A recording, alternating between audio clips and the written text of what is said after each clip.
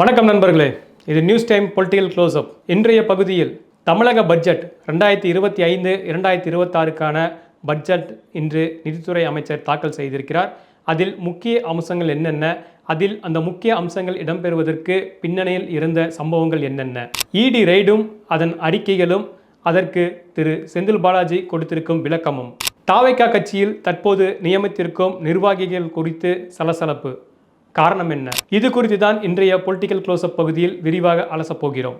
தமிழகத்திற்கான பட்ஜெட் இன்று தாக்கல் செய்யப்பட்டிருக்கிறது. அதாவது 2025 மற்றும் 2026ஆம் ஆண்டுக்கான தமிழக பட்ஜெட் இன்று நிதி அமைச்சர் தங்கம் தென்னரசுவால் தாக்கல் செய்யப்பட்டிருக்கிறது. கிட்டத்தட்ட 2.25 மணி நேரத்திற்கு மேலாக தனது பட்ஜெட் உரையை இன்று சட்டமன்றத்தில் வாசித்திருக்கிறார் திரு தங்கம் தென்னரசு அவர்கள். பல்வேறு முக்கிய அம்சங்கள் இன்றைய பட்ஜெட்டில் இடம்பெற்றிருப்பதாக ஆளும் கட்சி தரப்பில் சொல்லப்பட்டாலும், வழக்கம் போல எதிர்க்கட்சிகள் இந்த பட்ஜெட் ஒன்றுமில்லாத பட்ஜெட், இது பட்ஜெட் வீணான பட்ஜெட் என்கிற ஒரு விமர்சனத்தையும் முன்வைத்து வருகிறார்கள். இன்றைய பட்ஜெட்டில் குறிப்பாக நாம் பார்க்க வேண்டியது என்னவென்றால், பல்வேறு முக்கிய அறிவிப்புகள் அறிவித்திருந்தாலும் மகளிர் நலன் சார்ந்து, மாணவர்கள் நலன் சார்ந்து, அரசு ஊழியர்கள் நலன் சார்ந்து இந்த 3 பேர் சம்பந்தப்பட்ட பட்ஜெட் என்பது இன்றைக்கு முக்கியத்துவம் வாய்ந்ததாக பார்க்கப்படுகிறது.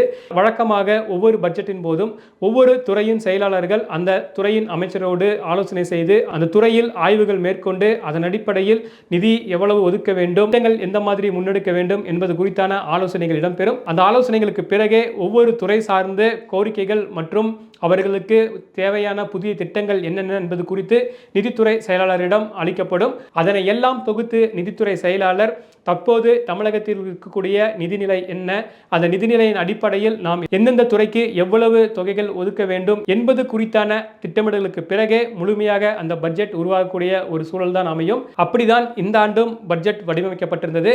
அவ்வாறு வடிவமைக்கப்பட்ட பட்ஜெட்டை தலைமை செயலாளர் மற்றும் முதல்வரிடம் கொடுத்திருக்கிறார்கள். இவர்கள் இருவரும் பார்த்திருக்கிறார்கள். பார்த்ததும் தலைமைச் செயலாளர் சில ஆலோசனைகளை சொல்லியிருக்கிறார். தற்போது திமுக அரசு மீது இருக்கும் அதிருப்திகளை கலைக்கும் வகையிலும், அதே போல அரசு ஊழியர்கள் அரசு மீது தொடர்ந்து பல்வேறு அவதூறுகளை சொல்லி வருகிறார்கள். அதோடு அவர்களுக்கான பல்வேறு திட்டங்கள் செயல்படுத்தவில்லை என்கிற ஒரு குற்றச்சாட்டையும் வைத்து வருகிறார்கள். எனவே அவர்களை சரி செய்வதற்காக அதற்கேற்றாற்போர் ஒரு பட்ஜெட் வடிவமைக்க வேண்டும் என்பதை சொல்லப்பட்டிருக்கிறது. அதோடு பெண்களுக்கு தற்போது மாதம் 1000 ரூபாய் மகளிர் உரிமை தொகையாக கொடுக்கப்பட்டு வருகிறது. இதிலும் பல்வேறு குளறுபடிகள், பல்வேறு விமர்சனங்கள் எழுந்திருந்தன. தமிழகத்தில் உள்ள அனைத்து பெண்களுக்கும் இந்த நிதி சென்று சேருவதில்லை. குறிப்பிட்ட ஒரு சாராருக்கு அல்லது திமுக வாக்கு வங்கியாக இருக்கக்கூடிய அந்த பெண்களுக்கு மட்டுமே தான் இந்த நிதி கொடுக்கப்படுகிறது என்கிற ஒரு விமர்சனம் வைக்கப்பட்டது. அதையும் இந்த பட்ஜெட்டில் சரி செய்ய வேண்டும் என்கிற ஒரு கருத்து வைக்கப்பட்டது. அதனால்தான் இன்றைய பட்ஜெட்டில் இதுவரை மகளிர் உரிமை தொகை பெறுபவர்களோடு மற்றவர்களும் விண்ணப்பிக்கலாம் என்கிற ஒரு அறிவிப்பும் இன்று வெளியாகி இருக்கிறது.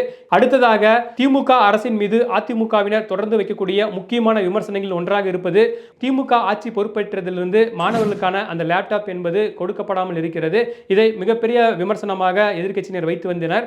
அதற்கும் ஒரு முற்றுப்புள்ளி வைக்கும் விதமாக இன்று கல்லூரியில் படிக்கும் மாணவர்களுக்கு லேப்டாப் அல்லது அவர்கள் விருப்பத்திற்கு ஏற்றாற்போல் டேப் வழங்கப்படும் என்கிற ஒரு அறிவிப்பும் இன்று வெளியாகி இருக்கிறது.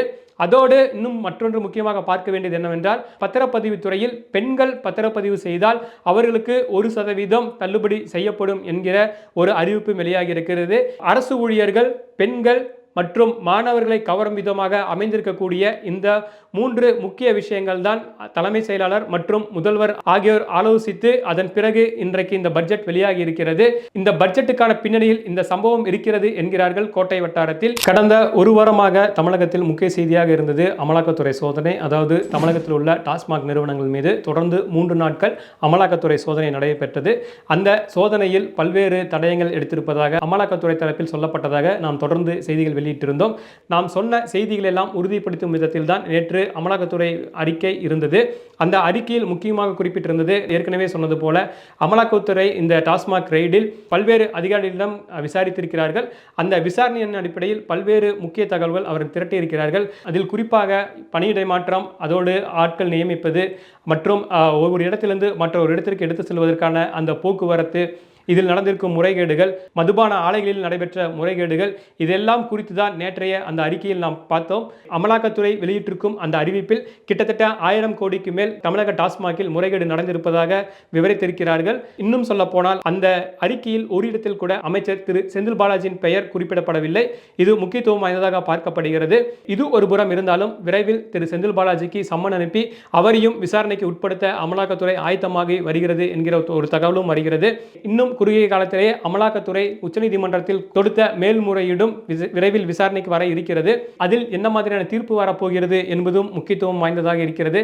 நாம் ஏற்கனவே சொன்னது போல இந்த டாஸ்மாக் குறிவைத்திருப்பது என்பது திரு செந்தில் பாலாஜியோ மற்றும் அந்த துறை சார்ந்த அதிகாரிகளோ மட்டுமல்ல, தமிழக அரசுக்கும் டார்கெட் வைத்துதான் மத்திய அரசு ஒரு காய் நகர்த்தி வருகிறார்கள். நாம் பலமுறை சொல்லிவிட்டோம், டெல்லி மதுபான கொள்கை, அதே போல சத்தீஸ்கர் மதுபான கொள்கை, அந்த வழக்குகளின் அடிப்படையில் தான் இந்த வழக்கையும் நகர்த்தப் போகிறார்கள் என்கிற ஒரு தகவல் அமலாக்கத்துறை அதிகாரிகள் தரப்பிலிருந்து சொல்லப்படுகிறது.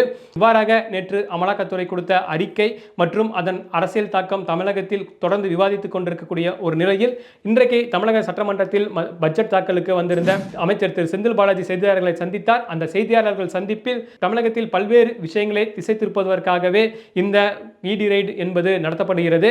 இன்னும் சொல்ல போனால் அந்த இடி ரெய்டில் 1000 கோடி என்று அறிக்கை வருவதற்கு முன்பே ஒரு கட்சியின் தலைவர் அந்த தகவலை பகிர்கிறார். இதன் மூலம் தெளிவாக தெரிகிறது இது முழுக்க முழுக்க அரசியல் சார்ந்த ஒரு நடவடிக்கை என்பது.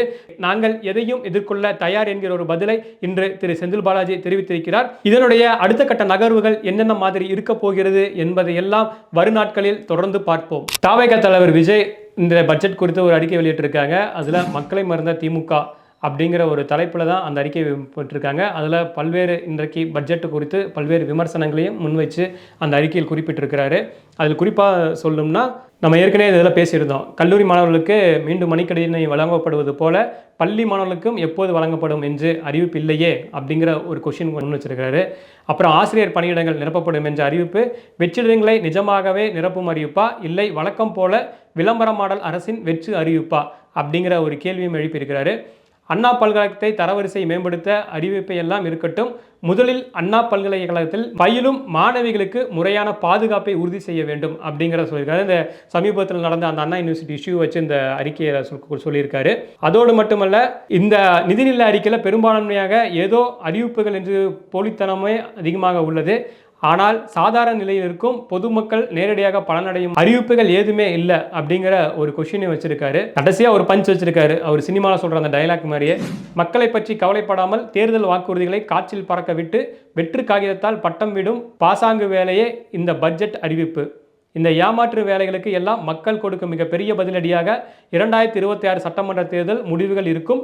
இதை இந்த வெற்றி விளம்பர மாடல் திமுக அரசு விரைவில் உணரும் அப்படிங்கிற இதோட முடிச்சிருக்கிறாரு.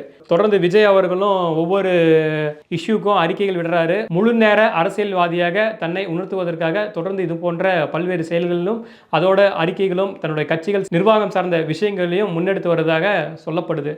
இப்படி இருக்கக்கூடிய சூழலில் தான் ஏற்கனவே அவர்கள் 120 மாவட்ட தலைவர்கள் அறிவிப்பு வெளியாகணும்னு சொல்லியிருந்தாங்க. அதில் 95 மட்டும் தான் இருந்தது, மீதி 25 அறிவிப்புகள் அப்படி நின்றிருந்தது. நேற்று கொஞ்சம் பேர்த்த அறிவிச்சிருக்காங்க. அதில் முக்கியத்துவம் வாய்ந்ததாக ஒன்று பார்க்கப்படுது என்னென்னா, அவருடைய கார் ஓட்டுநருடைய மகனுக்கு 27 வயதான சபரிநாதனுக்கு சென்னை மேற்கு மாவட்ட தலைவர் பொறுப்பு கொடுக்கப்பட்டிருக்குது. ஸோ இது பெரிய ஒரு விமர்சனமாக நேற்றுக்கு அவங்க கட்சியிலேயே எழுந்திருக்கு. என்னன்னு பார்த்தோம்னா, அந்த மாவட்டத்துக்கு ஸ்டார் குணசேகரன் அப்படிங்கிற ஒரு நபருக்கு தான் கொடுக்கறதுக்கு தீவிரமாக முயற்சி பண்ணிட்டு இருந்திருக்காங்க. தாவேக்கால பயங்கரமான ஒரு கோஷ்டி பூசல் போயிட்டு இருக்குது. அது வெளிப்படையாக இன்னும் கொஞ்சம் நாட்கள் தெரிய வரும். இப்போ சமீபத்திய செய்திகள் மூலியமாகவும் அப்படி ஒரு உட்கட்சி பூசல் இருக்குதுங்கிறது நிரூபணமாயிட்டு இருக்குது. இதுலையும் அது தொடருது. அந்த மாவட்ட தலைவர் ரொம்ப எதிர்பார்த்துட்டு இருந்தது ஸ்டார் குணசேகரன். அந்த ஸ்டார் குணசேகரன் யாரோட நெருங்கிய ஆட்களா இருந்திருக்காருன்னா, பொருளாளர் வெங்கட்ராமனுக்கும் இன்ஜினியர் ரவிச்சந்திரனுக்கும் நெருக்கமானவராக இருக்காரு. இதனாலேயே அவருக்கு அந்த பொறுப்பு வழங்கக்கூடாதுன்னு கார் டிரைவராக இருந்தவருடைய மகனுக்கு அந்த பொறுப்பு வழங்கணும்னு புதுவை ஆனந்த் முயற்சி பண்ணியிருக்கிறாரு. கடைசியில் பார்த்தா வின் பண்ணது யாருன்னா புதுவை ஆனந்த் வின் பண்ணியிருக்காரு. இவ்வாறாக பொருளாளருக்கும் பொதுச் செயலாளருக்கும் இருக்கக்கூடிய அந்த உள்முரண்னால தான் இதுவரைக்கும் அந்த 25 நபர்களை நிரப்பப்படாமல் இருந்திருக்குன்னு சொல்றாங்க. விஜய் வீட்டிலேருந்து கிளம்பி பனையூர் ஆஃபீஸ்க்கு போயிட்டு இருக்க நேரத்தில் வழிமறித்து நிறைய பேர் மனு கொடுத்தாங்க. இதற்கான ஏற்பாடுமே ஸ்டார் குணசேகரன் தான் பண்ணியிருக்கிறாரு அப்படிங்கிற ஒரு தகவலும் வருது. இப்பவே இந்த கட்சிக்குள்ளார இந்த மாதிரியான ஒரு அரசல் புரசல், உட்கட்சி பூசல், உள்ளடி வேலைகள்லாம் ஆரம்பிச்சிருக்குது. இப்படி இருக்கக்கூடிய சூழலில் தான் விஜய் ஒரு முக்கிய அறிவிப்பை கொடுக்குறாரு. என்னன்னு பார்த்தா, தமிழகம் முழுவதும் பூத் முழுமையாக நிரப்பப்பட வேண்டும் அப்படிங்கிற ஒரு அறிவிப்பு வெளியிட்டிருக்காரு.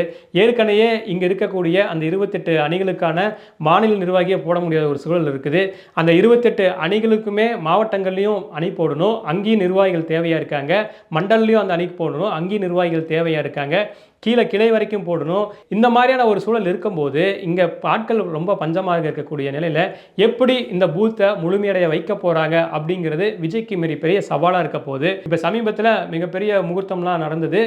தமிழகம் முழுவதும் பல்வேறு திருமணங்களில் வழக்கம் போல் மற்ற கட்சிக்காரர்கள் எப்படி வந்து தங்களோட திருமண நிகழ்வுகளில் தங்களோட கட்சி தலைவரோட போஸ்டர் இதெல்லாம் வச்சு ஏற்பாடு செஞ்சுருப்பாங்களோ அதேமாரி தாவேக்காவும் பல்வேறு இடங்களில் அவங்களோட கட்சி திருமண நிகழ்ச்சிகளில் போஸ்டர்லாம் ஒட்டி இது பண்ணியிருந்தாங்க.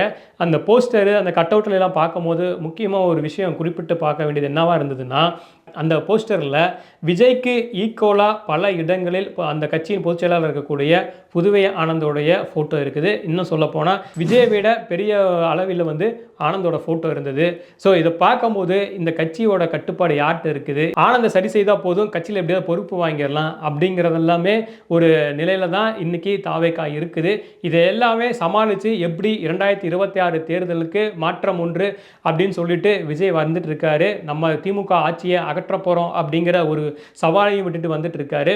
இதை எல்லாத்தையுமே முதல்ல இந்த உட்கட்சி பூசல், இந்த உட்கட்சி பிரச்சனைகள்லாம் சரி செய்வாரா, இதெல்லாம் சரி செய்ததுக்கு அப்புறம் இந்த மாற்றத்தை அவர் நிகழ்த்துவாரா என்பதை எல்லாம் பொறுத்திருந்து தான் பார்க்க வேண்டியது இருக்கிறது. தொடர்ந்து இதுபோன்று வெளி அரசியலுக்கு அப்பால் உள்ள செய்திகளை அறிந்து கொள்ள இணைந்திருங்கள் நியூஸ் டைம் பொலிட்டிக்கல் க்ளோஸ் அப்போடு. நன்றி, வணக்கம்.